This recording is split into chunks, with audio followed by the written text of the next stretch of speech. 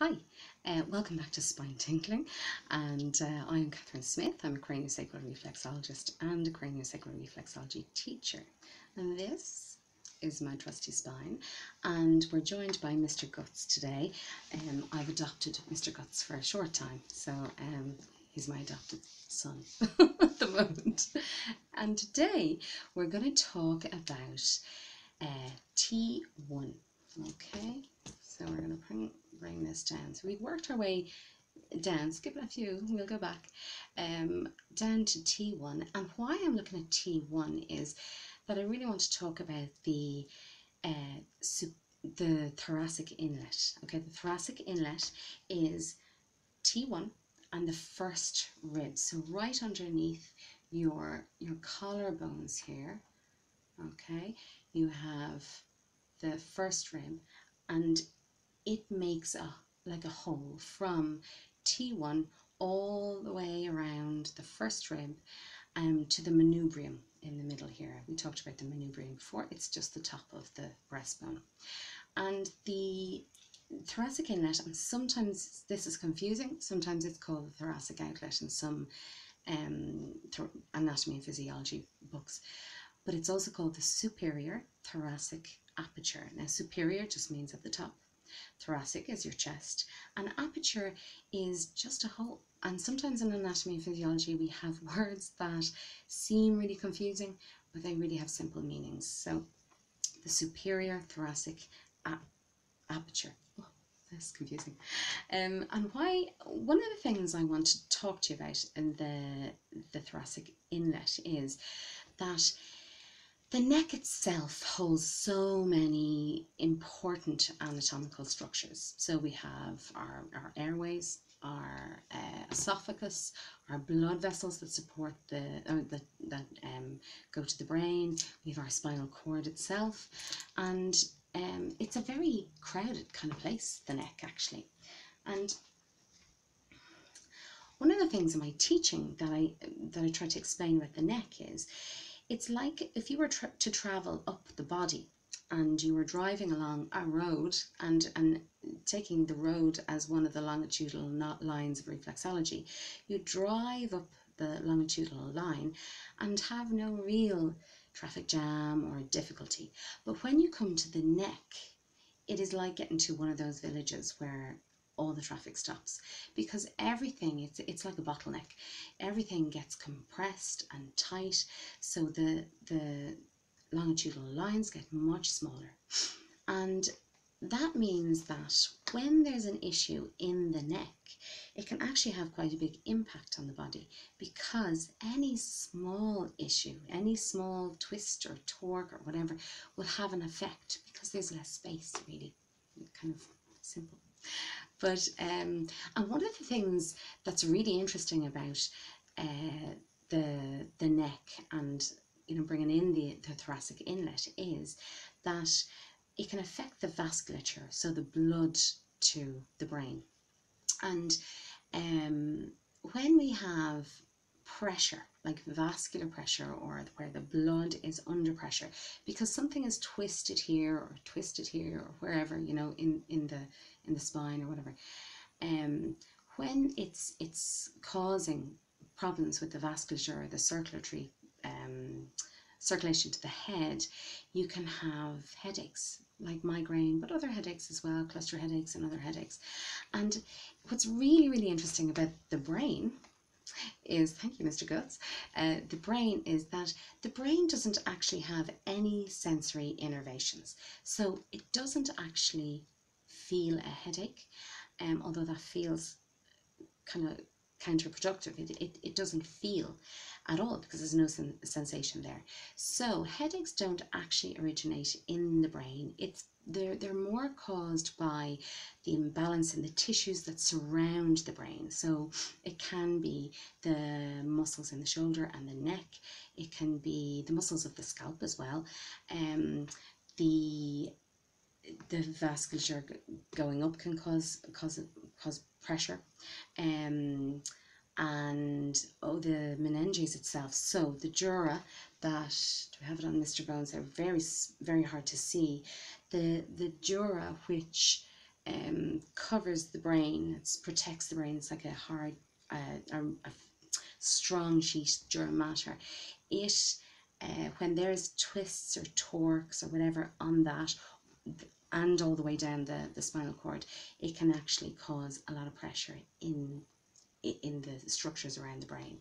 So when your clients have headaches, think of that. Think about what's going on around the brain. Work the brain because it has perception of pain. So it's important to work the brain, but also looking wider at, you know, other structures and, you know, tissues and stuff that's around the brain. So that's really interesting in terms of headache. But the thoracic inlet as well, and I'm going to actually show you the traffic basically in the neck, right above the thoracic inlet, okay, on this guts here.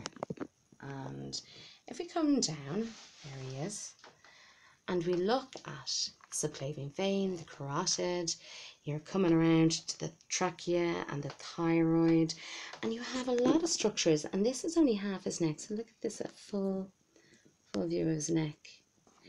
There's a lot of structures, and right down here we have the first rib, okay, and in there you have the top of the lung as well. So you have the first rib, and that runs all the way around, creating the aperture or the hole with T1, okay.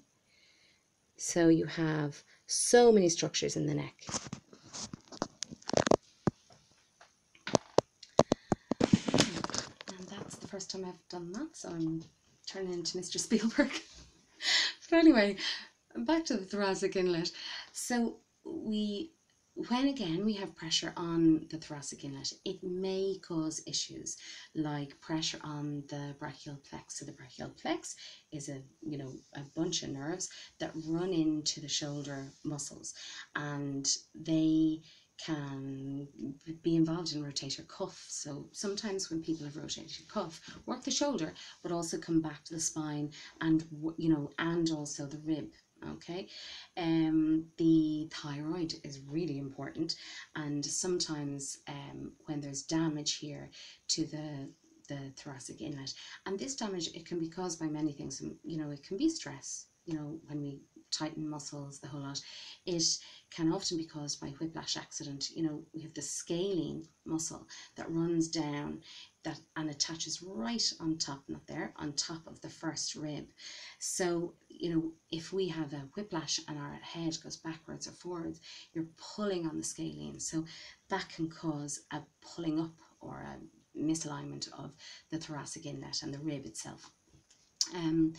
So, and I was talking about thyroid, when we have that kind of trauma or pressure or whatever, sometimes it's birth trauma too, that in that thoracic inlet, it can cause thyroid problems because the thyroid is located right in there and it just doesn't have the space to function properly. And that, remembering that thyroid is involved in metabolism and therefore digestion. So when you have people coming with constipation, and I'm gonna, this is rubbing Mr. Gut's belly there, when you have people with constipation or any kind of digestive problems, it can be associated with thyroid. So again, just thinking a bit wider. We also have the phrenic nerve, which we spoke about before, that runs down to the diaphragm. The vagus nerve, which is involved with the heart and digestion, and also very important for your parasympathetic functioning of your whole body. Of, you know, it's a huge parasympathetic nerve.